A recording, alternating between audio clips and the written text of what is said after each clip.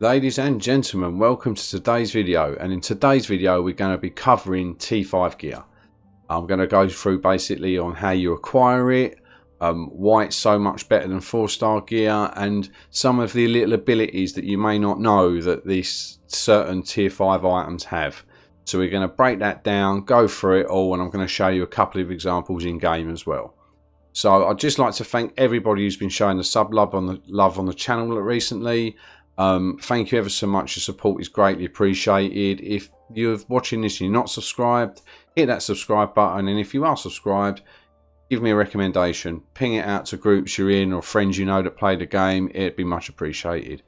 So T5 gear, why is it so much better than 4-star gear? Well, when the region 5 update came out and they released region 5 and upped the level cap, they introduced T5 gear, and this gear is so much better than T4 gear. Like, it is literally night and day, the difference between it. There's literally like continents apart in abilities. So if I go to a hero, for example, I go to Alexios, his first one here. Right, go to gear. So you can see here that if I go through the stats, like the defense, the health, look at the weapon damage, 2.5k damage. Your crit chance is immense, and this is your tier 5 weapon. This is the daddy of your weapons. You go back to this one, so if I could just move over here, there's another one of it there, but look, you've got the 4-star one next to it. Look at the difference. Like, look at the difference. You don't get no health bonus from it.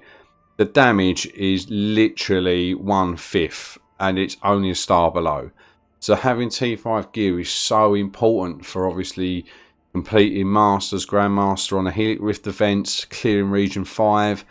It's just a must-have.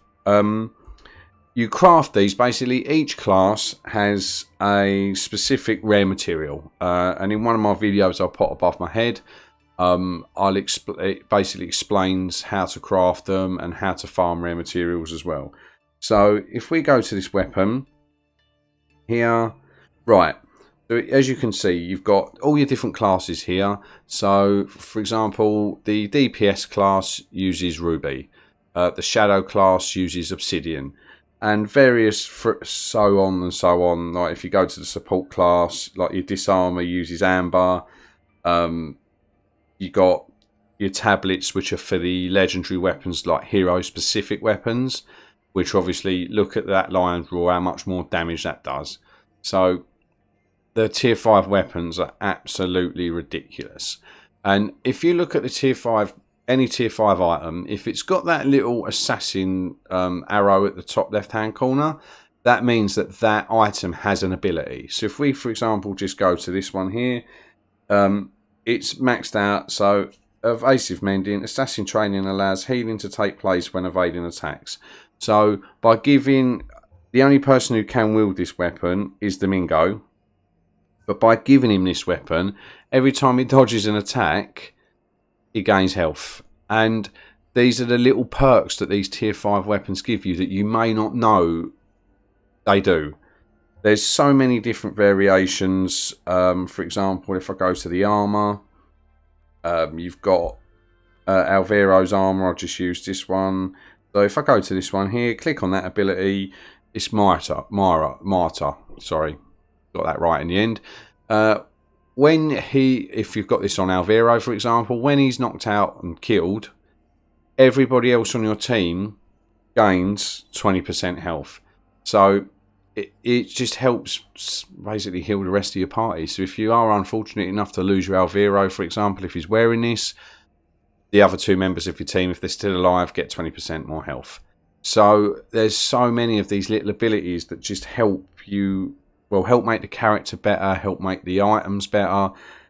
And this is why it is so essential to make sure you've got these equipped if you're obviously trying to run Masters, Grandmasters, and obviously Region 5, you know, your end game, harder content. So what I'm going to do is I'm going to show off Gasper's or Jasper, however you pronounce his name. Even though it looks like a simple name written down, I know there's so many various ways of pronouncing them. I'm going to basically just take him to a mission, and I'm going to take him into a mission with his tier 4 weapon and then his tier 5 weapon, because his tier 5 weapon has an ability which just enhances the character so much better.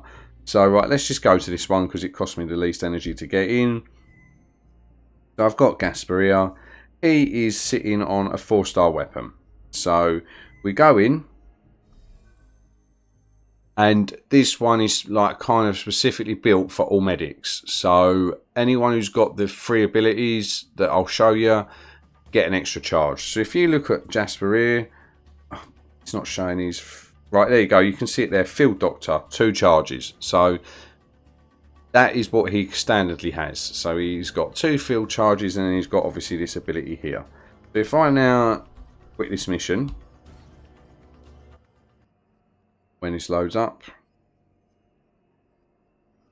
come on. Right, so if I now go back in, go to next, click on Gaspar, now click his weapon now. Right, I'm now going to equip this tier 5 weapon, and as you can see, it gives you an extra charge for combat medic, field doctor and field medic. So any healer that have got these abilities, it gives an extra charge to. So if I then equip that on Gaspar, click back, start up the mission. Come on, didn't seem to take this long a couple of minutes ago. Right, if I click on him there now, he's got 3 charges. So this gives you 20% more health to another hero of your choice just for having this weapon on him. So it just makes whoever's going in more sustainable. And it's just little abilities like this in the tier 5 weapons that just are game changing. So it can make an average character better, and everyone is just that much better with tier 5 gear. So as I said, there's so many abilities, so make sure when you are equipping your tier 5 gear to people or heroes, make sure you're checking out that some of them do have abilities, because as I said, not all of them do. You will look at them and go, oh, that one hasn't got any abilities, but it's obviously still a good weapon or still a good piece of armor.